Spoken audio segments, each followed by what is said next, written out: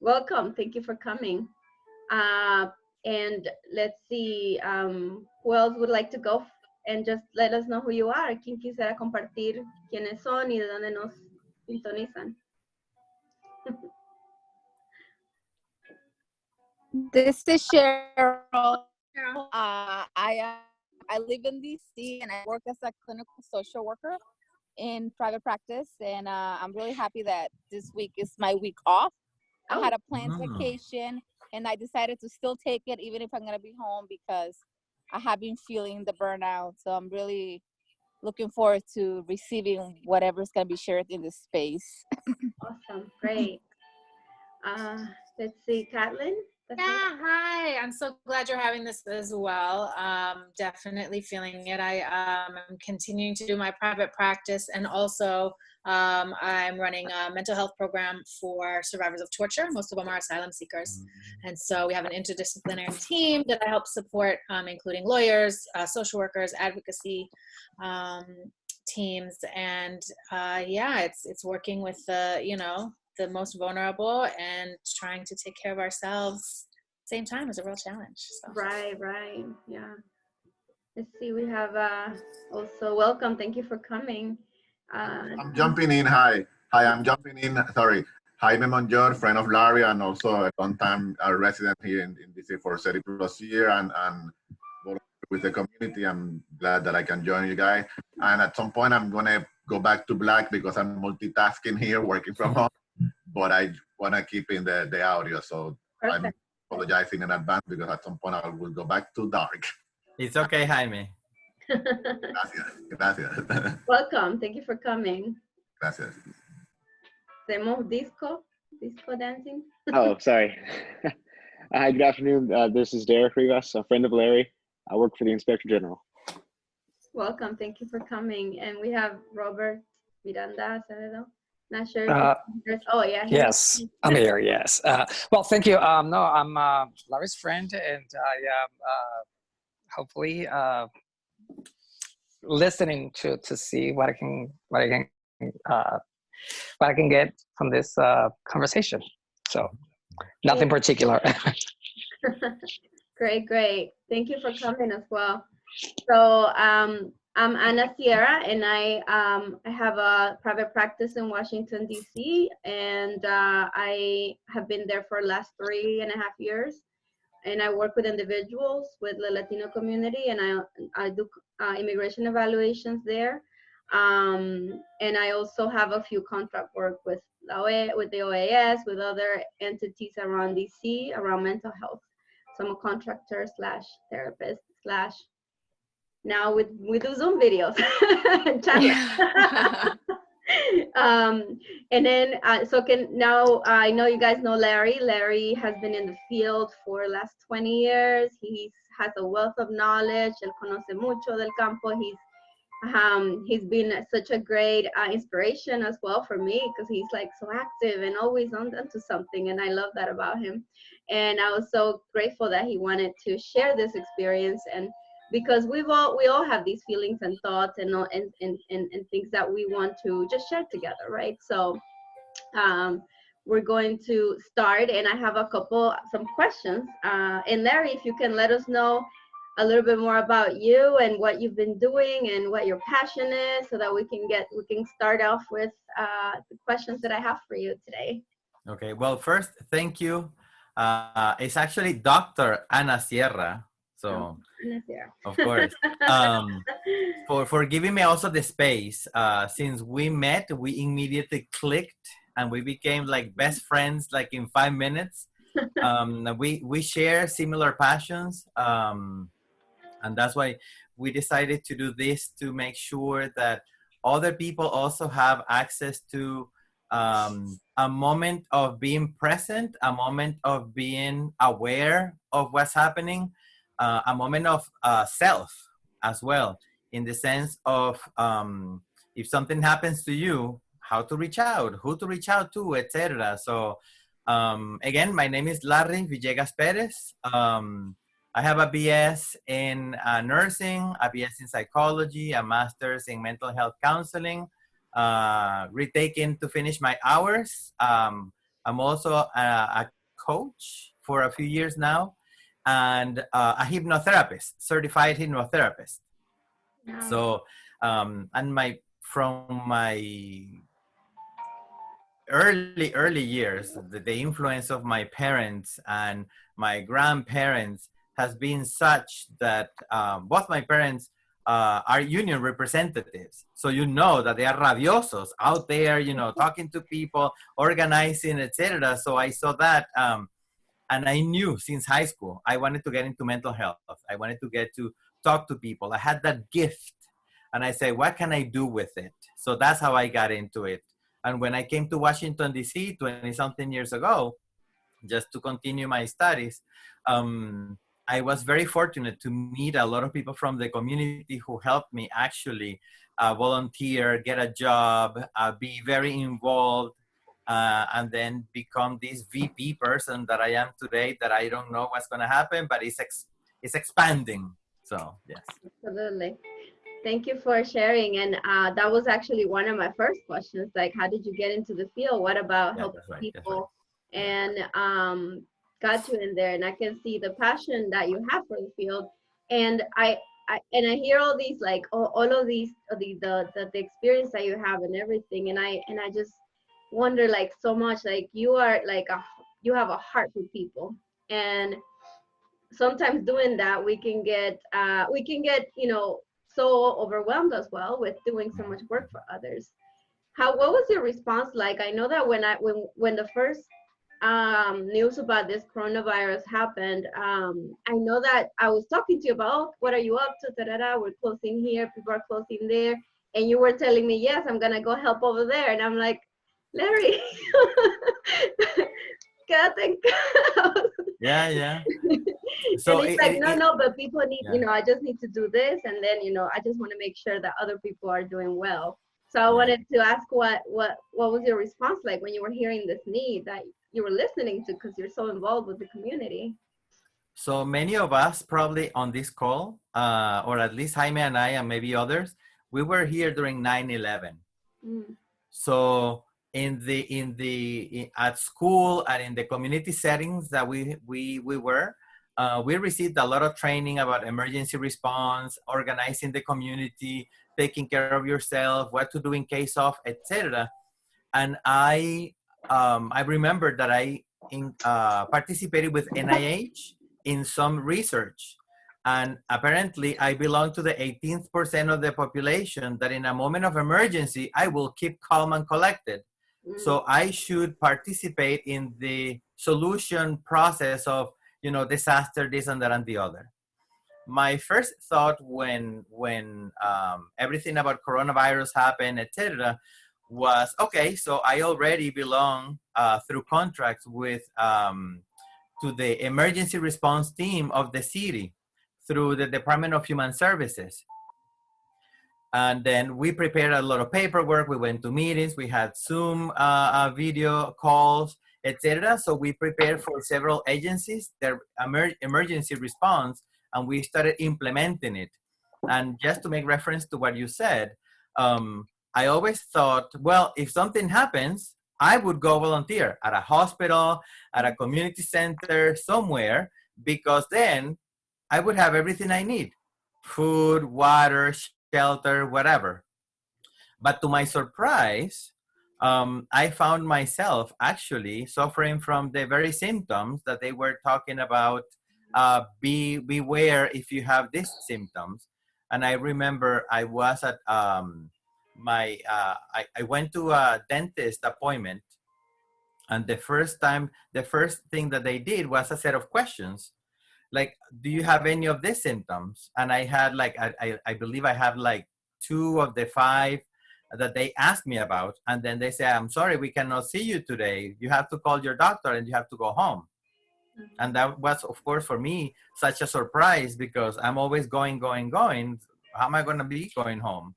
But I had to. So, yes.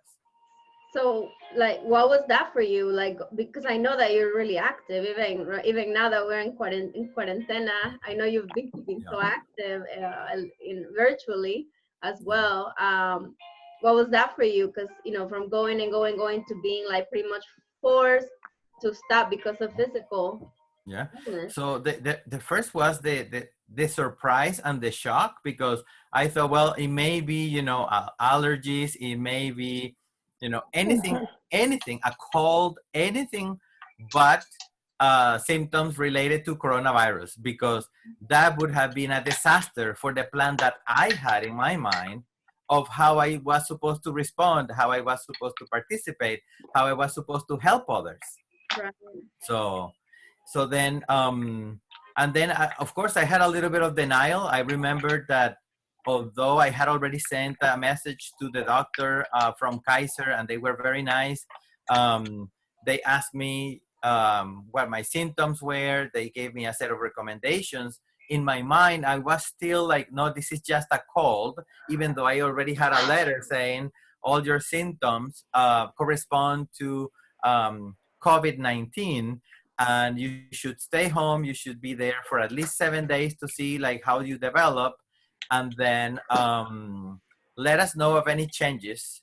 At that time, probably like 3 or so weeks ago, people were not encouraged to go get tested. People were encouraged to quarantine themselves at home, because testing was still something that it was out there, you know, not completely set up or elaborate.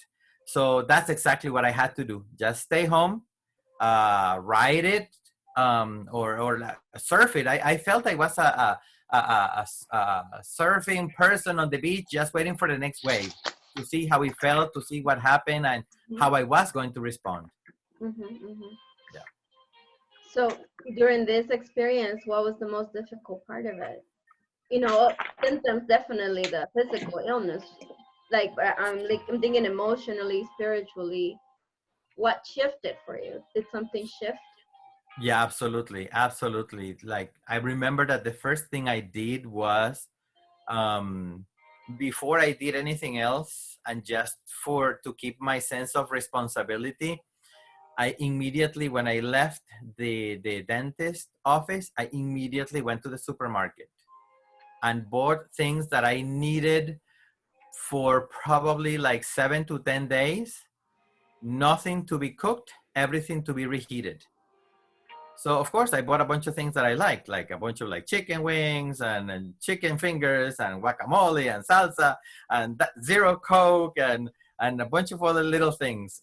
Funny thing is that I'm doing the keto diet, so I had like no carbs in my house. But when I got here and I got the email from Kaiser, and when I had to send it to people so they knew that I needed to be quarantined, something changed. Yeah, I became more aware of, well, right now I'm by myself. Most of my family and my friends, they are also doing their own thing. What can I do to help myself? I remember I became like the coughing and fever began probably like Saturday, like the second day after being in quarantine, to the point that I lost my voice. I lost my voice because the coughing was such and so dry, etc., that I knew something was happening. So at that moment, I got a little worried, but not too much, because I was still in that like, no, I'm gonna get better, 2 or 3 days, and it's gonna be okay. I am so glad I had a thermometer. But I bought it in one of my trips to Puerto Rico, so the temperature was in Celsius, not Fahrenheit. So I needed to convert to be able to tell the doctor, like, so I needed to become more aware of me, what I was feeling, what I was going through, any changes.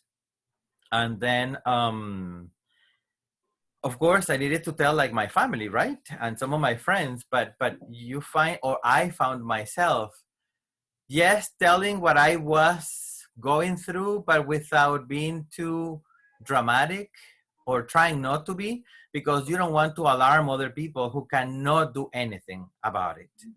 So it is one of those things. Just 1 second. That you just got to do it. Yeah.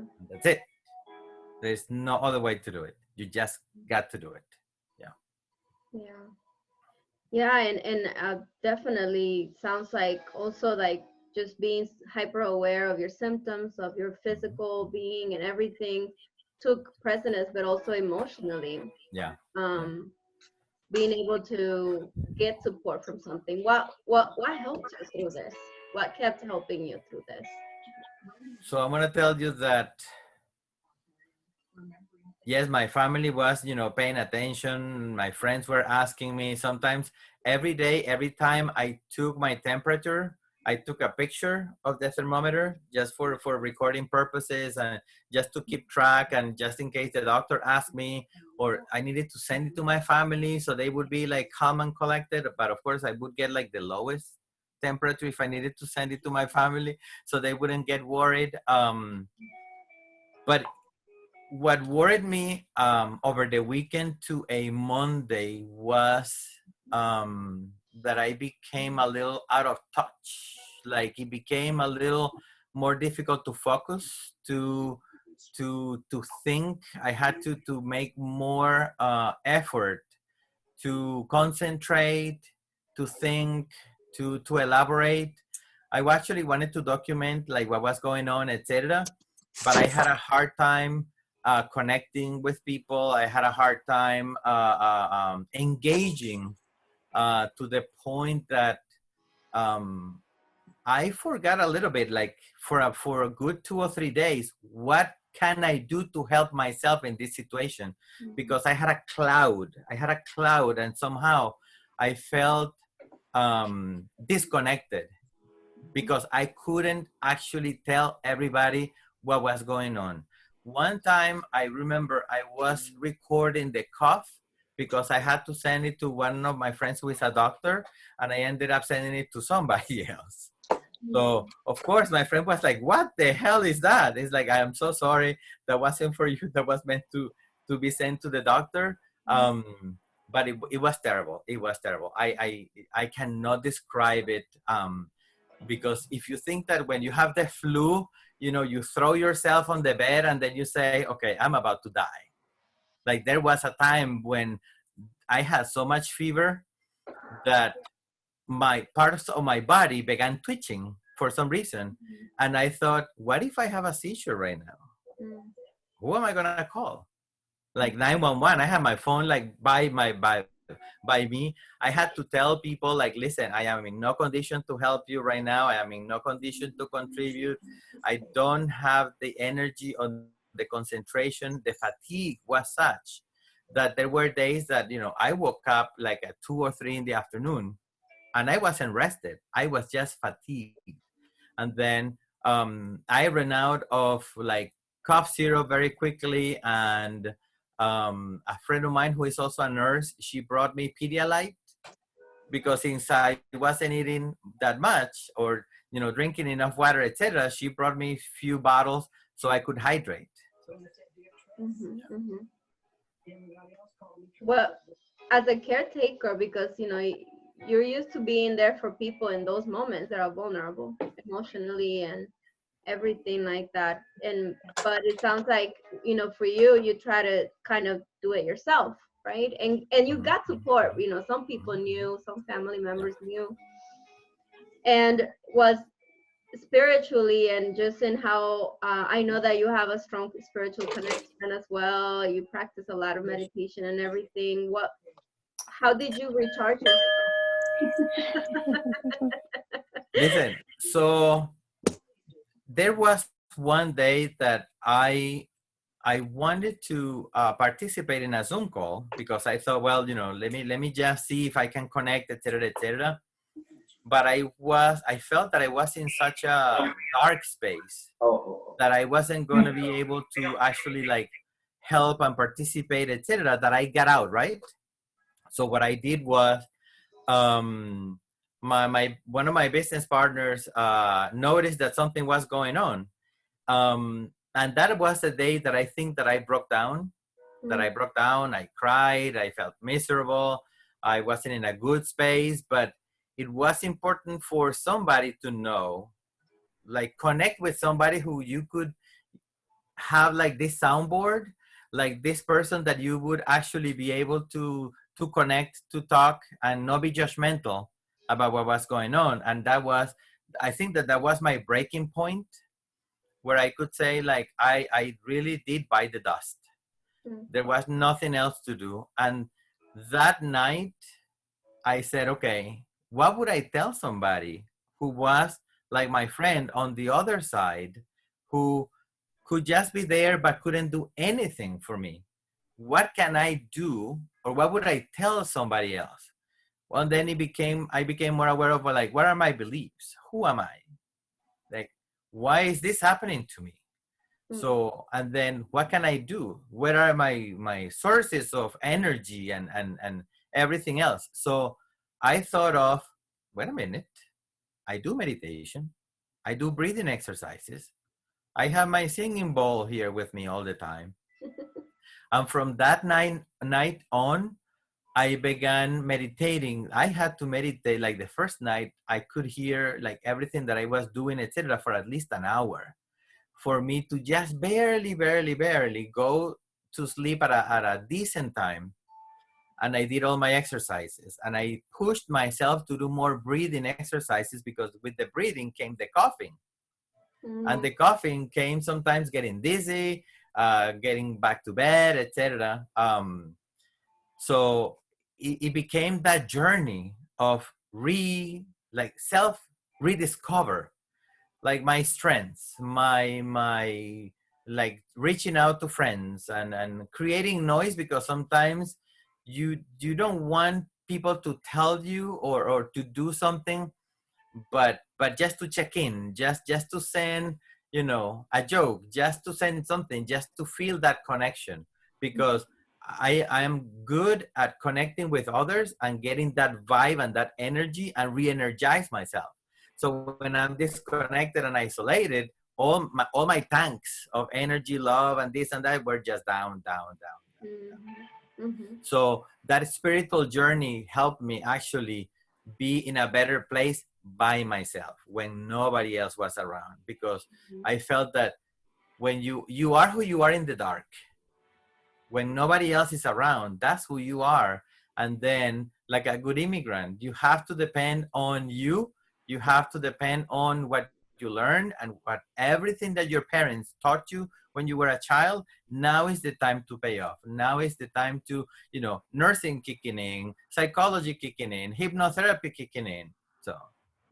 So using your own skills as a healer, applying them to yourself, really, to recharge emotionally, spiritually. And how long did this last, Larry? How long were you sick?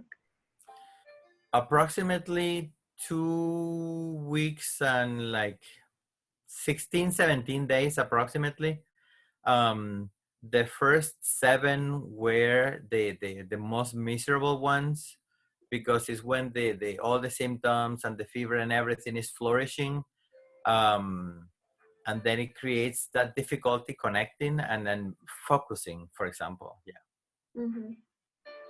Do you so in thinking about this experience, what are some like huge lessons that you feel that you got from this whole thing? I know it's scary to come that close to feeling like you're alone and there's nothing anyone can do, at least they're right there physically. Yeah. So one of the most important things for me was to become more aware of who or what I had for support networks. Like in an emergency, who can I call? In a situation of, you know, if I needed to speak with someone, who can I, you know, reach out to? For the most part, I had a very good idea of my relationships. Some people were more ready, willing, and able than others. So I connected even with people that I had not connected in years, because sometimes they were also in a situation of being sick, to the point that I had 1, 2, 3 friends who were actually with symptoms. 2 of them got also tested and got a positive result, etc. And in the middle of all this, another friend had his father who actually died. So the healer, the helper began kicking in again, because I saw the need of others greater than mine, because I had already gone through some of the worst symptoms. And when the doctor told me, for example, you have to have at least 3 days of no symptoms, definitely no fever, for you to be able to say that you are, you know, out of risk, better, etc. I had the opportunity to actually create a small group with other people who also had symptoms. So we were sharing, and we used that model of like, how are you doing today? How is your cough? How is your temperature, etc., to help each other and to become more present. So the here and now became more important. And then as I got better, I remember there was one day that I really needed to shower, like, because there are some days that it's like, no, it's not gonna happen today. So one day, and I really took a nice shower and, you know, shampooed my hair and everything. And I'm probably giving you TMI, but it was like worse than a workout. I got out of there like so like out of it that I just threw myself on the bed, because like I needed to regain the breathing, the energy, etc. And I thought that, oh, I'm already fine, etc., etc. No, I wasn't. But I wanted to continue pushing myself. But I took a few days also, like, I'm not gonna set up the alarm. I am not going to, you know, do this, that, and that, and the other. I'm gonna check in when I check in. And it was difficult to catch up with everybody who was sending you messages to find out how you were doing. But I told everybody I will respond as soon as I can. But please continue checking in, because that was very good for me. Yes.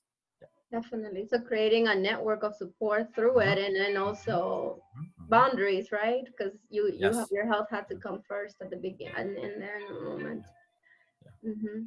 Yeah. Go ahead. So there were instances where people needed to like apply for unemployment, apply for health insurance, etc. And being connected with social services in the city, of course, I know people, I know resources, I know the websites, etc. So I was actually able to just copy and paste, send through message, send through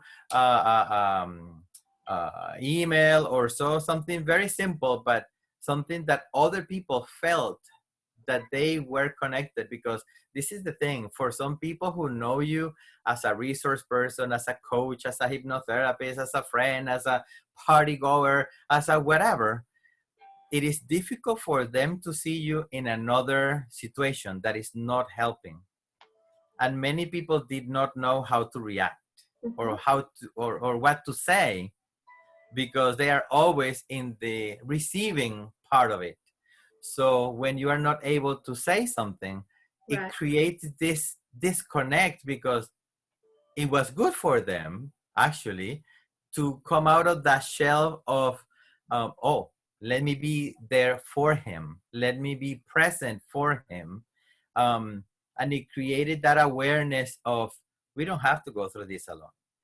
There are people ready, willing, and able to help you, even if it is just to send you a heart or to send you a joke or something. Like, I became aware of how rich I am with my friends and family and like very people like that are so close to me that even though they are not here, I can still feel them. I can still, you know, I know that they are present even if they are not here. So absolutely. And that is such a good point that you make, because often as you know, and the people in the room that are therapists and that are clinicians as well can see this, that when if people that are receiving our help may not ever see us broken, right, or struggling, because I guess it's, you know, like there's guidelines about that, but also just being able to be human and vulnerable, because we're not made of stone. You know, we do struggle with things. We do have experiences that are hard. And then of course, I think it is more genuine to just be honest about that, you know, and just be yourself with your clients as well, with the people that are there that you serve, as well as, you know, have them serve you. What did that feel like to have people serve you during this time? Difficult. I'm gonna tell you this. Okay. It's difficult. Um, I have always been very independent. I have always been the one organizing. I have been at the forefront of, you know, partying, and I'm a Freemason, so I am, you know, involved in several lodges. I take pictures. I go to events. I am the director of one of the lodges in Washington, D.C. right now, Justice Columbia 3. And I know some of them are listening. So, but when people ask you, can I bring you something? Can I do something for you? You have to think twice about, like, I know that some do it because they can do it, actually. Some do it because they want to help, but it's difficult to find something for them to do, because you don't want to expose anybody to anything. You don't even want to create the smallest chance of somebody else becoming sick. That would be unbearable for me to, like, oh, you came to bring me chicken soup and now you got the, you know, the symptoms. I would not be able to live with myself. So and although I know that people could just drop off things at the door, etc., there were other cases actually in the building. So it was a little more dangerous for anybody to come and do anything. And that's one of the reasons why when I came from the dentist, I immediately went to the supermarket, bought a bunch of things, and brought it to my house. Mm-hmm. So I was going to make sure that only, you know, fire department or emergency response, ambulance or whatever would need to come to my place. And God bless my friend, the nurse, who came and brought me like Pedialyte, and she even brought me hot sauce and whatever, because, you know, that's what I put in my food. So yeah. Yeah, no. And Larry, let me ask you, were you listening or watching news about what was happening, how bad the pandemic was getting and all these things, or were you trying to stay away from that during this time? So at the beginning, I was like everybody else, you know, glued to the TV and everything, like every 5 minutes, and what's happening and where is it and how many cases, etc. But that weekend that I got sick, I said, you know what, I gotta get out of this. From time to time, I read headlines. Some of my friends kept me informed, because I belong to so many like online groups that from time to time I would read something. I focused on the jokes. I focused on the memes. I focused on all the inappropriate images that I got from all my friends, and anything like all the jokes, and that was part of my healing process, because I believe in laugh therapy. But I had like no energy or no way to do anything like that. Yeah. And because in my job, you know, everything I do, from the peer counseling to working with refugees or homeless youth or homeless adults or veterans or so, it is such a charged environment that when I come home, I just go directly to sci-fi. Give me vampires, give me Avengers, give me alien invasions, give me all that, so I could get out of that reality that I live during the day. But I also went to watch movies that made me laugh, because I said, I have to change the chemistry of my brain. I have to do something to change my pattern of behavior, feelings, thoughts, and ideas during the day. So even though I was doing my singing bowl and I was doing my meditation, I couldn't do that all day long. But I'm going to tell you this, I did very good 2 or 3 hours per day at different times of like meditation, singing bowl, white noise, etc. So to the point that I started teasing people about, I don't walk anymore, I levitate. Because all the spiritual stuff that is going on, I don't step on the floor anymore. I can just, fly around my house. Just to keep myself out of the news, out of all the comments, out of all the numbers, out of like all that negative stuff. And I started talking not about fever, but about temperature, not about pain in the chest, but pressure, not about coughing, but about expulsing or getting rid of whatever I had in my lungs. So I had to change the language that I was using to describe what I was going through, to minimize the power that had over me. Yeah. And when that started happening in my mind, my body continued following, and I started feeling better. And even people reacted better to my messages. That's powerful. Yeah, the power of the words and how they impact life. Yeah, and I'm wondering if anybody that's listening can relate to the experience of being just going through something and then having to hold on, there's somebody else joining, going through something like maybe not the same but similar, or being a helper. That I think as helpers we have a little trouble getting help, finding accepting it, not accepting it, but more of receiving it, just like that, like other people do. And I don't know if any of the helpers here want to share. We have a couple of people, if anyone's comfortable with it. But do you guys have any questions? Or Jaime has something to say. Are you unmuted? I unmute myself. Okay. No, I just want, I'm a friend of Larry, and I follow his illness from the distance. We live in the same city, and talking with other friends, we were like getting ready to, okay, what's next? Do we have, we were in touch with Larry, but do we have to bring food? Do we have to order and delivery? But he, being in touch with him, we knew he had food. We knew about the chicken and all the frozen food that they had. So that was a relief. Also, the other part was the medicine, but Larry keeping us informed on his progress. So, and that was a relief for us. I also had other friends that he also knows that were having the same symptoms, but they were with their partners in their houses, so they were someone else to take care of them or help them also.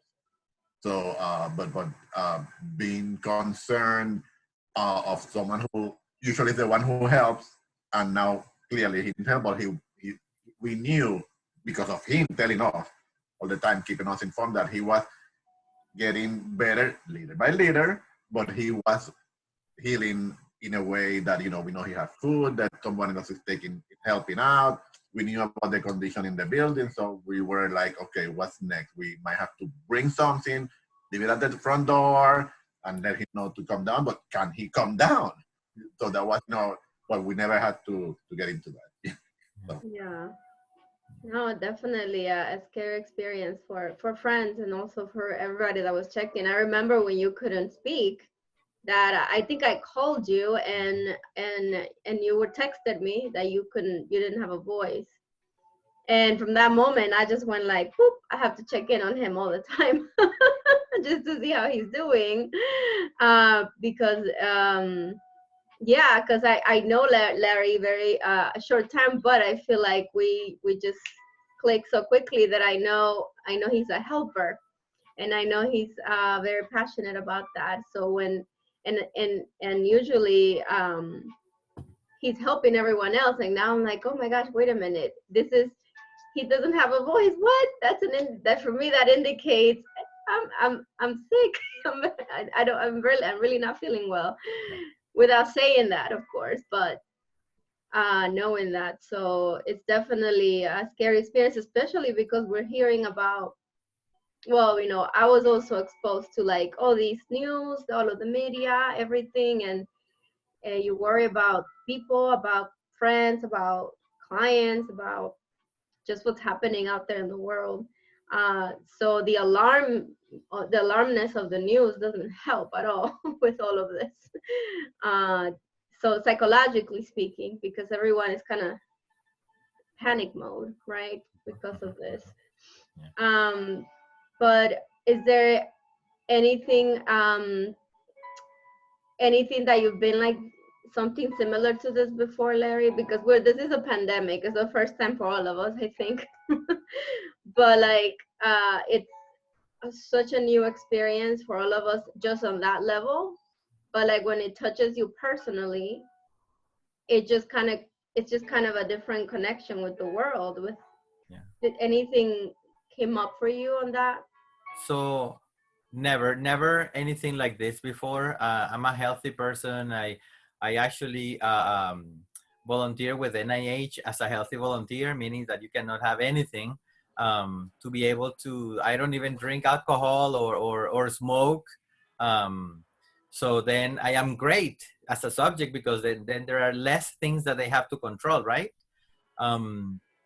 But this is like 20 times any flu anybody could have had. It made me feel naked on the streets. Imagine that. Yeah. Naked on the streets means there is nothing that you can cover yourself with. You just need to realize that you are naked and that you have to go wherever you need to go, to your house, to your, whatever, naked.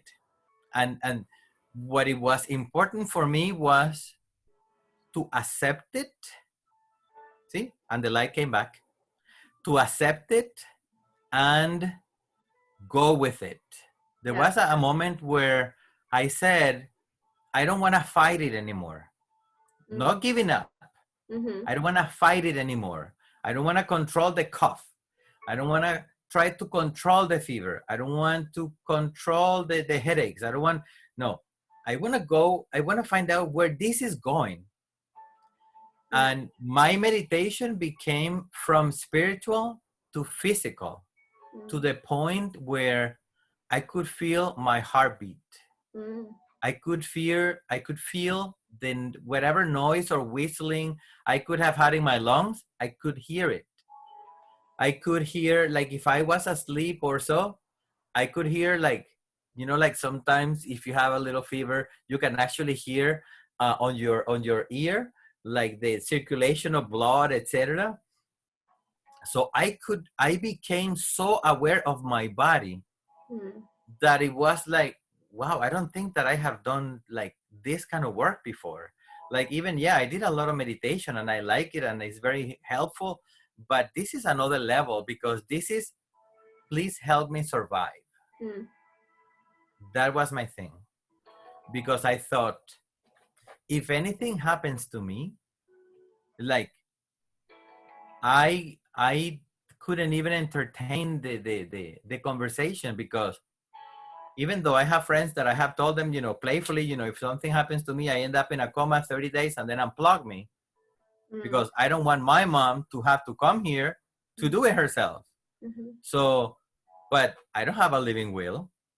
And I became aware like, oh, damn. I don't have a advanced directives, meaning if something happens to me, what the doctors are going to follow, right?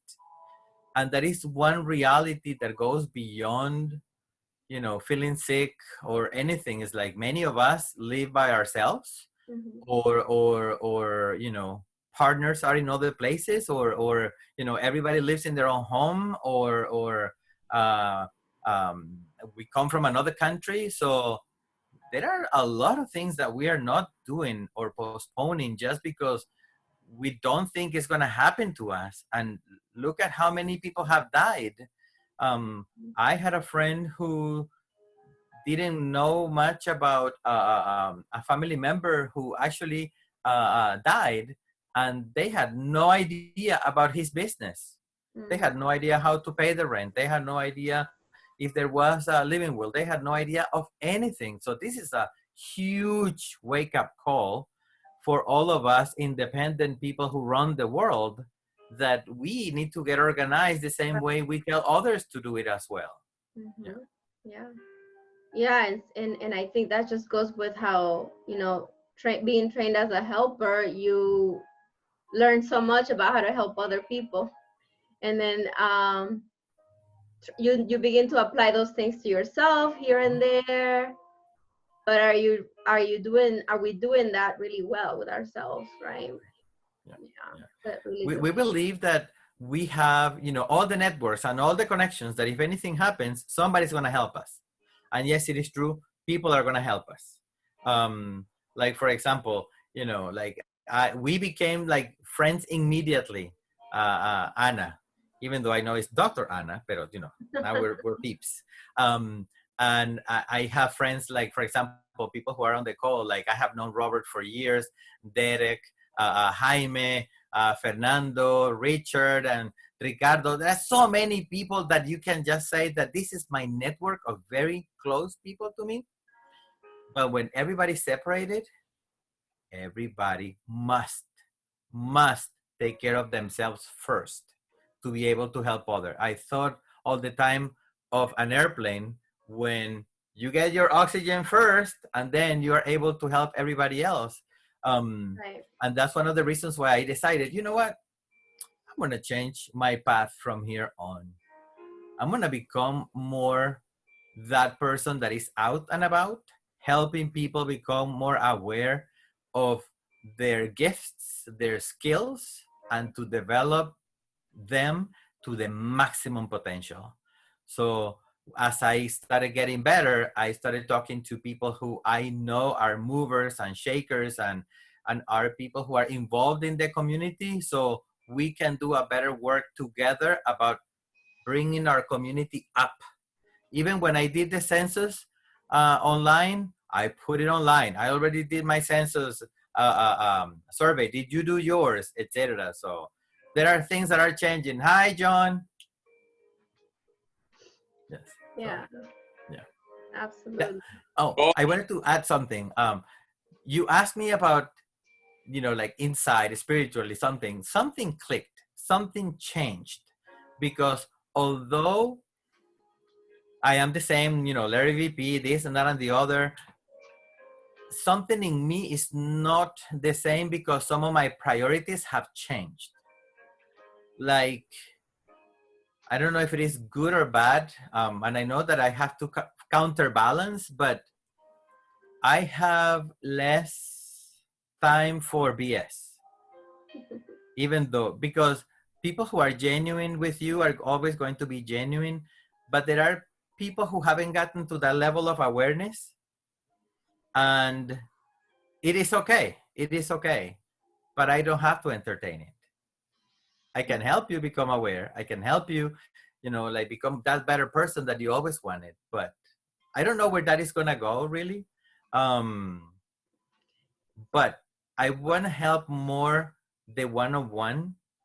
So people who also became aware of some things that happened to them during this time can also explore what else is out there for me. Like, I have a passion for working with people who are asylum seekers and people who are in the mental health field, and, you know, people who are seeking, you know, hypnotherapy or coaching or whatever. I think that that's where my next call is taking me.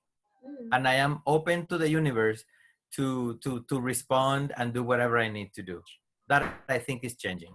Yeah. That's amazing. Yeah. And I think that just speaks of the resiliency that you hold inside of you that got you through it through many interventions. Sounds like you did so much for that to get up, to heal yourself from this, including, you know, your connection with others too. Thank you so much for sharing, Larry. This is really a very vulnerable thing to do, and it's to be vulnerable. It is the most difficult thing to do from the world. That's actually the one thing humans, we're most afraid of.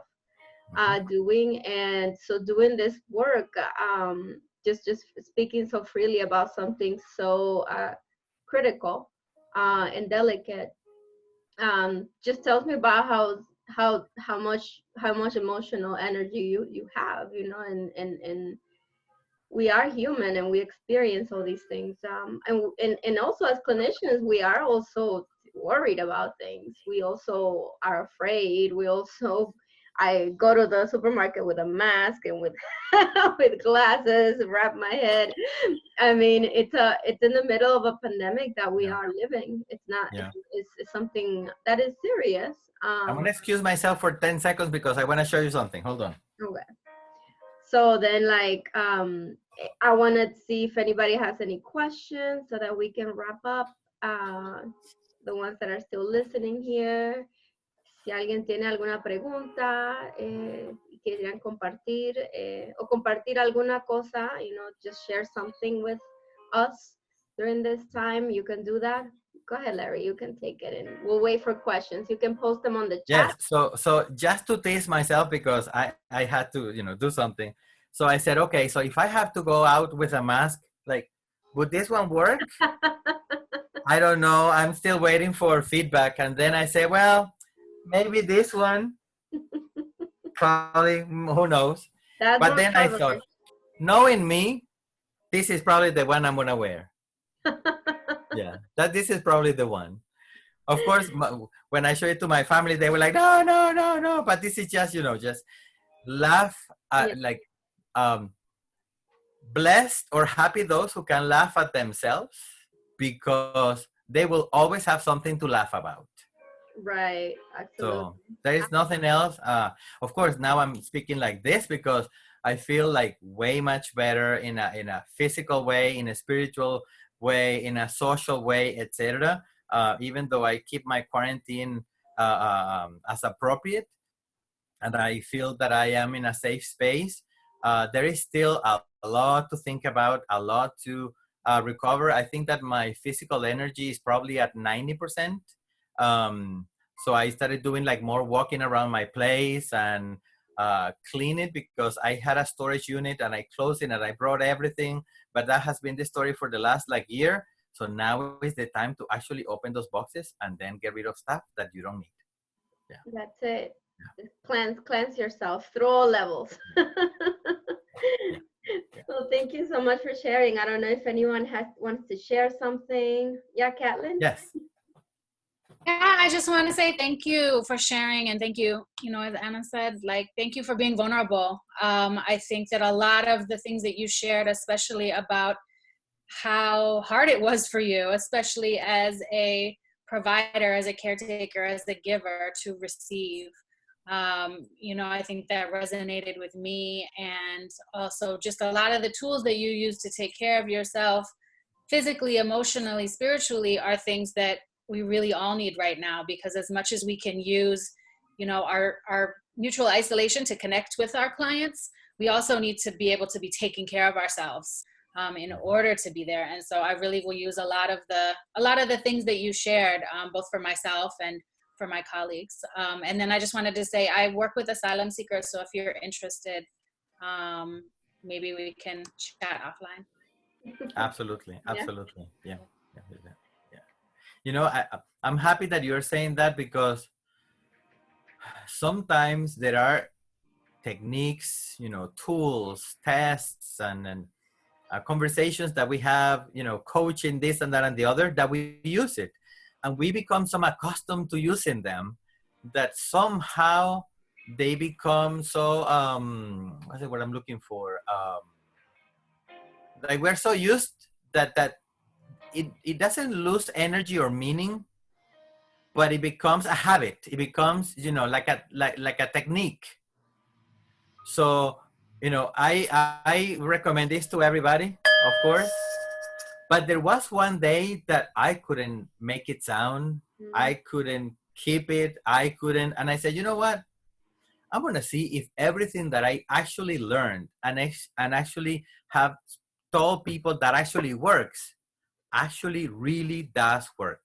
And until I felt it, like, okay, it's helping me, so I wasn't that crazy, then I said, okay, I'm on the right path. Because there were other things that did not do anything for me. But of course, I was in this cloud mindset that, you know, like we try to help people to see clearly.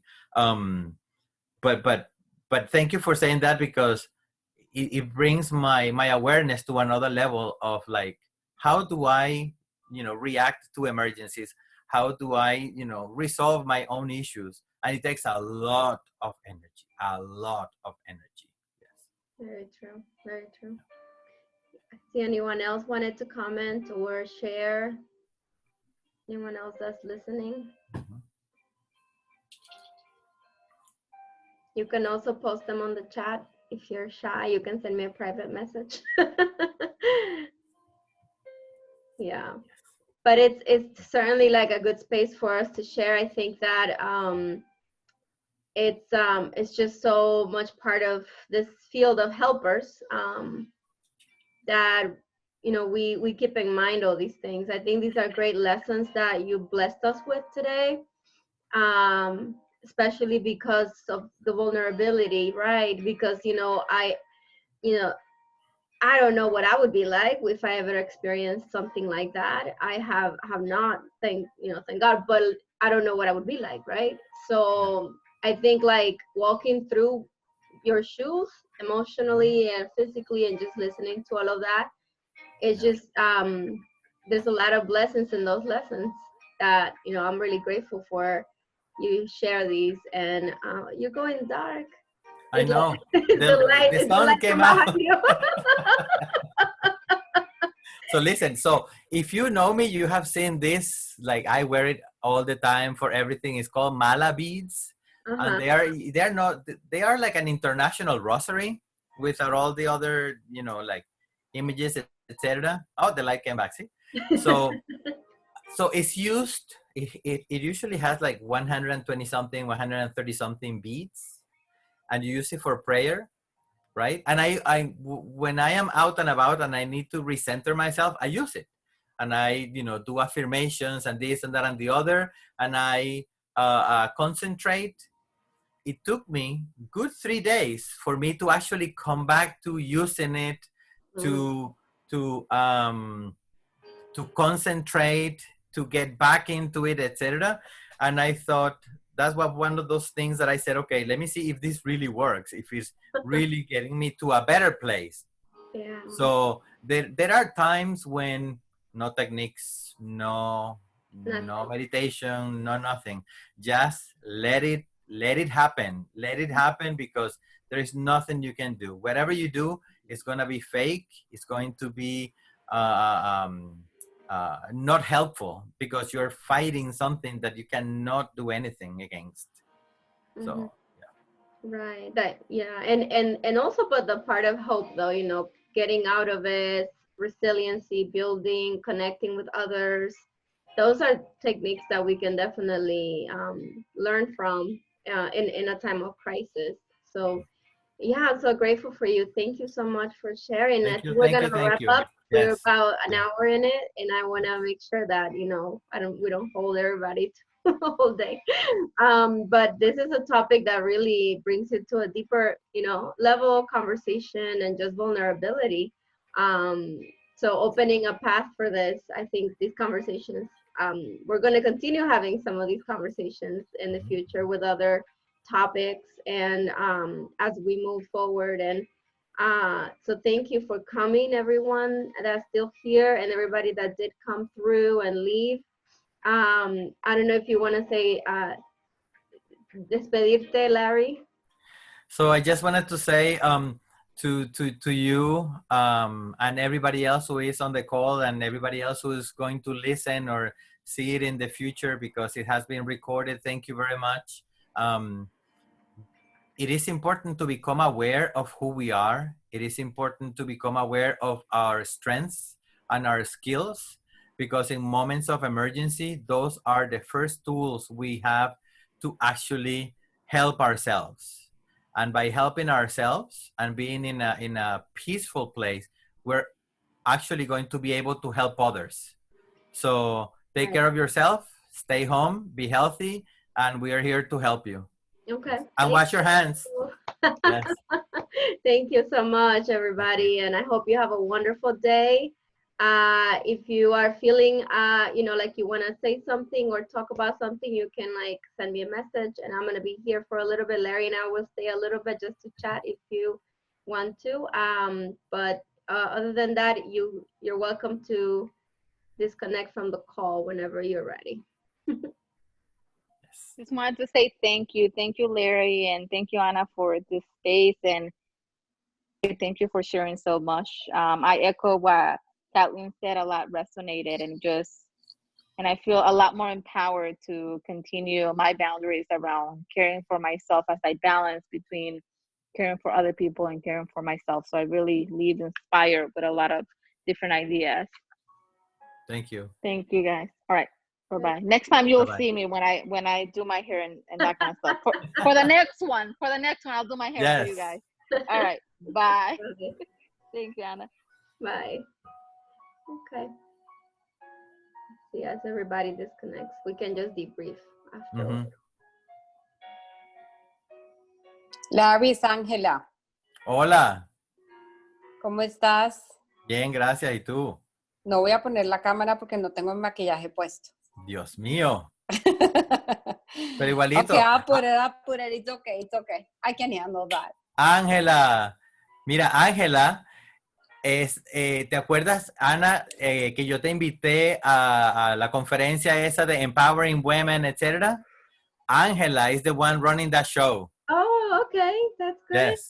Good to meet you. I'm Ana. ¿Cómo estás? Bien, bien. Aquí estamos compartiendo. Ana, to the women's es la conference or what? que yo te dije. Yeah. Ah. ¿Yo te leíste que la conferencia de las mujeres? Sí. Estuvo muy linda. Yeah. Estoy trabajando en los taxes Ah. de Latinas USA.